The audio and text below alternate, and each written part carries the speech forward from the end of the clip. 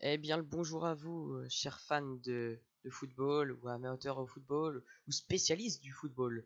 Je vous retrouve pour cette vidéo et tout simplement je vais vous faire part de mon classement pour la saison 2021-2022 de la Ligue 1. La 20e place, la place de lanterne rouge, est décernée à Brest. Je les vois malheureusement finir 20e. Après une saison 2020-2021 très décevante, cette place ne serait qu'une logique. Manque de repères dans cette équipe. Beaucoup de joueurs comme par exemple Irving Cardona ne s'illustrent pas alors qu'on sait qu'il y a un bon potentiel, il pourrait faire mieux et malheureusement il ne s'illustre pas. Il n'est que la vision de ce qui reflète actuellement Brest. Et je vois aussi Brest finir à cette place due au tout début de saison car ils vont affronter Lyon dès la première journée, ils vont recevoir Paris dès la troisième journée et Rennes dans les 5 premières journées. Donc tout simplement, la dynamique va avoir du mal à se mettre en place et c'est malheureusement pour ça que je vois 20e. Ce qui concerne le mercato, Brest a recruté Yere Ouren en provenance de Genk, le Finlandais de 27 ans, et départ du latéral Romain Perrault à Southampton. La 19e place est attribuée à Clermont-Ferrand après une saison extraordinaire en finissant deuxième de Ligue 2 avec le meilleur buteur Mohamed Bayo. Clermont-Ferrand intègre pour la première fois de leur histoire la Ligue 1. Je les vois finir 19e, trop peu pour moi car ils ont trop peu d'expérience pour cette compétition. Un effectif trop juste et manque de leader car Mohamed Bayo est convoité par la SSE et Anderlecht qui devrait débourser une somme minimum de 6 millions d'euros pour se l'arracher. 18e place, Lorient.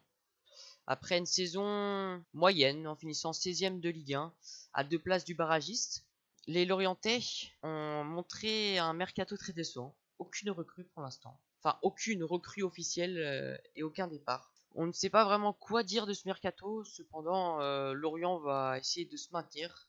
Et pour moi, ils vont finir 18e et malheureusement faire les barrages pour se maintenir la saison prochaine en Ligue. À la 17e place, 3. Premier de Ligue 2 la saison passée. Une équipe peut-être un peu juste, mais des transferts vont sûrement arriver dans les prochaines semaines. Un mercato est en cours avec beaucoup déjà de recrues, notamment une recrue très intéressante au niveau du goal. Le joueur de 35 ans de la SSE, Jesse Moulin, signe à 3. Cette 17e place serait une récompense pour ce club qui se maintiendrait en Ligue 1. 16e place, le club de Camboiré, Nantes. Après une saison qui a très mal commencé, qui a mieux fini, cependant elle est mauvaise. Parce que tu peux pas faire une saison qui est moyenne et finir 18e. Si tu finis 18e alors que ta fin de saison est incroyable en enchaînant un nombre de victoires impressionnant, ce qui veut dire que ton début de saison est pitoyable. Cependant, les Nantais doivent confirmer leur fin de saison qui est plus qu'acceptable, voire méritée. Ce qui en est du mercato, Ludovic Blas et Colomani seraient sur le départ. Ce qui serait intéressant pour Nantes, c'est au niveau du salaire et du budget de transfert. Cependant, cela infligerait un impact pour moi au niveau global. Perdre 2 piliers dans l'équipe, ce n'est pas bon, mais au niveau des salaires, ça serait beaucoup mieux pour Nantes. 15e, Reims. 14e de Ligue 1 lors de la saison 2020-2021. Les Rémois ont perdu leur meilleur buteur, Boulaïdia, qui signe au club de Villarreal, qui ont gagné l'Europa League. Ce qui en est de Yanis Abdelhamid serait sur le départ. Et ils vont du coup vraiment devoir créer un nouveau groupe. Ils ont fait un très bon début de saison au niveau des matchs de préparation, gagnant contre 3 piliers de Ligue 2, Auxerre, Paris FC et Valenciennes. Ils vont se maintenir, c'est une certitude. 14e, la SSE, Saint-Etienne, 11e de Ligue 1 lors de la saison 2020-2021. Je ne sais pas vraiment quoi dire de cette équipe qui depuis quelques années est malheureusement dans le bas du tableau de la Ligue 1. Cette année, ils sont parvenus à finir 11e jusqu'au milieu. C'est très acceptable. Après, un club comme Saint-Etienne doit faire beaucoup mieux. Lors des matchs de préparation, les Stéphanois sont tenus en échec à Bourg-Péronas et au Puy-en-Velay. Jesse Moulin est parti. Et Sergi Palencia est prêté au Deportivo Leganés en Espagne. 13e de Ligue 1, le FC Metz. 10e de Ligue 1 lors de la saison précédente, Metz devra confirmer en recrutant davantage sur le milieu de terrain. Les stats de Metz sont très claires. Une quarantaine de buts concédés et une quarantaine de buts marqués. Ce qui veut dire que le secteur du milieu de terrain est à renforcer. Il va falloir confirmer sur ce secteur, trouver des pépites ou alors, qui est pour moi la priorité. Cependant, des recrues intéressantes, notamment Sikou Niakate, 12e Bordeaux. Ils ont fini à la même place, 12e de Ligue 1 lors de la saison précédente. Gérard Lopez a racheté le club et les a sauvés d'une descente aux enfers. Aucune recrue officialisée depuis le début, ce qui est compréhensible au vu du rachat, mais ça reste l'effectif reste très bon. À savoir qui va partir, il faudra limiter la casse au niveau des départs et pourquoi pas faire partir Laurent Koscielny, un CR pour moi un peu trop important au vu des prestations qu'il montre. Et pour moi, cette 12e place serait une bonne chose pour Bordeaux, même s'ils peuvent aller chercher la première partie de tableau. 11e, Angers. 13e lors de la saison passée, traîné par officialisé lors de la fin de saison, c'est Gérard Batic, qui était un entraîneur adjoint avant à Lyon. Ce qui en est du niveau des recrues d'Angers. Baptiste Mendy, arrivé de Nantes. Ce qui en est des recrues au niveau d'Angers.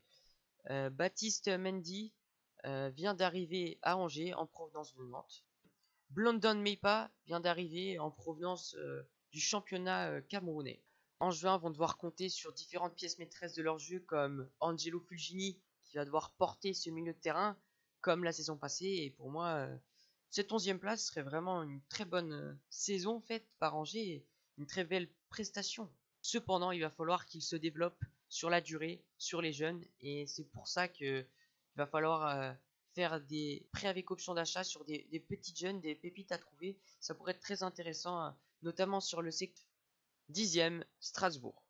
15e lors de la saison précédente, nouveau coach, l'ancien coach de Rennes, Julien Stéphan. Il a permis à Rennes de gagner la Coupe de France, ça n'était pas arrivé depuis plus de 40 ans. C'est un très bon coach qui leur a permis d'aller en Ligue Europa, permis d'aller en Ligue des Champions. C'est un coach très intéressant avec un style de jeu qui pourrait être vraiment pas mal à Strasbourg. Et ce qui en est des recrues, Kevin Gamero de Valence. Il revient dans son club. Rien à dire, parfait sur ce recrue qui est pour moi, du point de vue de Strasbourg, une très bonne recrue. Ce qu'il faut savoir, Kevin Gamero, c'est 4 buts avec Valence lors de la saison précédente. Une stat un peu amère pour ce joueur. Mais à Strasbourg, ça devrait être mieux et il pourrait faire une paire avec Ludovic Ajor qui a marqué 16 buts lors de la saison précédente avec Strasbourg. 9e, Lens. 6e lors de la saison 2020-2021. Lens a su impressionner tout le monde et bouche bée tout le monde en finissant 6e alors qu'il venait de monter en Ligue 1. C'est une performance très spectaculaire de cette équipe. Cependant, c'est vrai au foot, la deuxième saison est toujours plus dure que la première. On va devoir confirmer en essayant de terminer dans la première partie de tableau, qui est pour moi envisageable. Cependant, une place en Ligue Europa est trop tôt et avec notamment des départs comme Badé qui partit à Rennes, le pilier de la défense, un des piliers de la défense. Dommage, mais il fait une saison encore c'est vraiment très bonne saison de Badé. Cependant, Lens, je ne les vois pas refaire la même saison qu'en lors de la saison 2020-2021. Il va falloir cependant finir dans la première partie de tableau. C'est le strict minimum. Je pense que ce que Lens est capable. Après, les objectifs sont sûrement plus bas, qui est sûrement de se maintenir encore une fois, mais ils ont la capacité de finir dans la première partie de tableau. 8e, Montpellier. 8e aussi la saison précédente. Une équipe très talentueuse avec de l'expérience et des piliers, notamment la PR Laborde de l'Or. À savoir la retraite de Hilton, qui est parti après ses longues années en Ligue 1 et ses longues années aussi avec Montpellier. Alors Montpellier pourrait aller chercher une place en Ligue Europa. Pour moi, c'est comme chaque année, il manque ce petit truc qui fait que Montpellier fait partie des 6 meilleurs clubs de France. Ils ne sont pas encore ce stade-là et pour moi une 8e place reflète les autres saisons et c'est ça qui qui me fait dire que Montpellier va finir 8e. Je ne vois pas de changement de cette équipe. Je ne vois pas les finir dans la deuxième partie de tableau, ni dans les 5 premiers. 7e, Rennes. 6e lors de la saison précédente et 3e lors de la saison encore précédente. Ils ont pu avoir une place en Ligue des Champions la saison passée, après une performance très décevante en Ligue des Champions, en finissant dernier avec un point. La priorité en Ligue 1 était la Ligue Europa. Ils ont allé chercher la Conference League. Ça va être très intéressant de les voir évoluer lors de cette compétition. Et leur objectif est net, je pense, c'est de la gagner. C'est quand même Tottenham, qui sera compliqué à concurrencer, mais c'est possible. Le départ libre de Da Silva, leur capitaine qui a signé à Lyon. Camavinga veut partir, ou il va falloir vite gérer cette situation de Camavinga qui va poser un problème dans les prochaines semaines, voire les prochains mois. Et Birger Merling qui est arrivé en provenance de Nîmes, le Norvégien très talentueux, il va apporter quelque chose dans cette équipe et pour moi c'est une certitude. 6e Marseille, finissant 5e lors de la saison 2020-2021. Un mercato très complet en recrutant Gerson en provenance du Flamengo, Saliba est prêté, Corrad, Under, Guendouzi, Paul Lopez, Luan Perez sont prêtés à Marseille. Un mercato très complet et intéressant. La Ligue Europa assez à discuter, mais pour moi il manque quelque chose qui fait que Marseille peut redevenir une équipe très intéressante en Ligue 1. Pour moi ils n'ont pas su rivaliser cette année avec Paris. Paris c'est différent, c'est les boss de la Ligue 1, mais par exemple Lyon, Monaco, Lille, ça a été très compliqué pour eux. Et c'est pour moi pour cela que je mets Marseille 6e. 5e, Lille. Les champions lors de la saison précédente, d'ailleurs bravo à eux pour cette prestation spectaculaire, qui ont cloué le bec au Paris Saint-Germain, si on peut le permettre, de cette expiration. Une équipe qui va sûrement subir le fait d'avoir gagné la saison passée, car des départs, forcément, tu gagnes la Ligue 1, tu as plus de visibilité et tes joueurs sont forcément plus susceptibles de partir.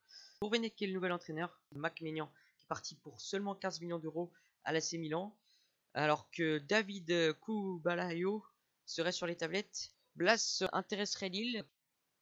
4e, l'OGC Nice, finissant 9e la saison passée, effectuant un très bon mercato avec l'arrivée de Galtier en tant qu'entraîneur, qui va pouvoir tout simplement faire un nouveau projet sur le long terme de développer Nice et de faire de Nice des Européens les saisons prochaines.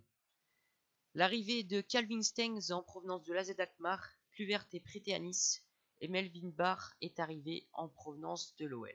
Un mercato très intéressant, avec pour moi l'arrivée de Stengs qui va vraiment délivrer des choses, ça va être vraiment intéressant et il va faire des bonnes choses avec Nice. Nice a une équipe très intéressante, pour moi ils sont en train de former un vrai groupe, une équipe capable de rivaliser avec les meilleurs de France et c'est pour ça que je les mets 4e. 3e, je vois tout simplement l'AS Monaco. En finissant 3e la saison passée, Monaco fait une saison très impressionnante. Pas de fait par son classement, mais par son effectif, sa capacité à être offensif, à être très intéressant, mettre des buts. Cette paire Ben Yedder Voland est vraiment spectaculaire. Et leur mercato actuellement est plutôt décevant. Nubel recruté en provenance du Bayern. Pastore intéresserait Monaco. Ce départ en vue de Tchouaméni qui intéresserait plusieurs clubs en première ligue. 2e, l'OL, qui a fini 4e lors de la saison précédente. Un nouveau coach, le néerlandais Peter Bosz. Un mercato au ralenti, tout simplement que Da Silva est recruté libre à Lyon. Enrique est recruté de club de Vasco de Gama. Umtiti serait évoqué. Et surtout la grosse rumeur, c'est Hakim Ziyech qui serait évoqué sous un prêt avec option d'achat. J'ai du mal à voir Hakim Ziyech à Lyon tout simplement par le fait du salaire, mais c'est envisageable. Et c'est quelque chose qui peut arriver en fonction du salaire si Lyon arrive, car Hakim Ziyech ne veut partir absolument de Chelsea, qui est trop mis sur le côté depuis l'arrivée de Thomas Tuchel. Sa 2e place serait une renaissance de ce club. Après 2 saisons décevante, si on peut le dire ce terme pour ce club qui est capable d'aller chercher des places en Europe, qui sont capables d'aller chercher des places en Ligue des Champions et de faire quelque chose dans cette compétition. Le fait de cette année de ne pas être encore qualifié en Ligue des Champions, c'est déjà ça apporte énormément des mauvaises choses comme au niveau du budget, moins de budget forcément pour la saison prochaine, plus compliqué d'attirer des joueurs. Après, ils ont eu une saison passée, il y a 2 ans très compliquée en finissant 7e ou 8e, en n'ayant aucune place européenne la saison d'après. Et pour moi, cette deuxième place serait une très très bonne chose et ça permettrait de montrer que Lyon a su revenir et n'a jamais baissé en fait. Ils n'ont jamais eu une équipe trop faible. Ils ont une équipe qui est capable, pour moi même, de rivaliser avec le Paris Saint-Germain. Et ça montrerait que l'investissement de Jean-Michel Aulas au vu de Peter Bosz était une très bonne chose. Et je suis du même avis, pour moi Peter Bosz va apporter pas mal à cette équipe. Premier, le Paris Saint-Germain. Quoi dire de cette équipe qui écrase chaque année la Ligue 1? La saison passée, Lille a remporté la Ligue 1. D'ailleurs, comme je l'ai dit précédemment, c'est une très bonne performance, c'est extraordinaire, c'est magnifique. Avec ces conditions où Paris domine tout, c'est encore bravo. Pour le mercato du Paris Saint-Germain, Hakimi, Ramos et Donnarumma sont recrutés. D'autres pistes évoquées comme Pogba, Mané, Salah et Ronaldo. Et Mbappé serait sur le départ, ou s'il ne part pas, il sera libre la saison prochaine. Un mercato spectaculaire, mais je ne suis pas convaincu par ce mercato. Paris crée une équipe avec de bons joueurs, mais pas une équipe, pas de groupe. Il ne crée pas une vraie équipe, car avoir des bons joueurs c'est bien, mais avoir une vraie équipe c'est mieux.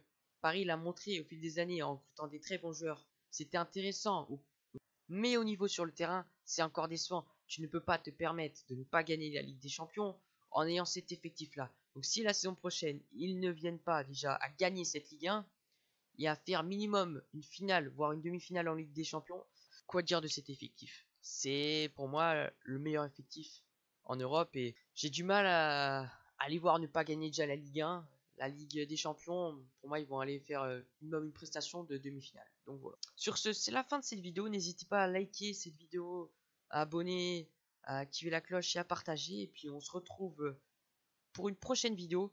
Notamment, je pourrais faire la prochaine fois et montrer les différents stades de Ligue 1 et aussi le mercato idéal de certains clubs en Ligue 1. Sur ce, c'était un fan de football et je vous dis à bientôt.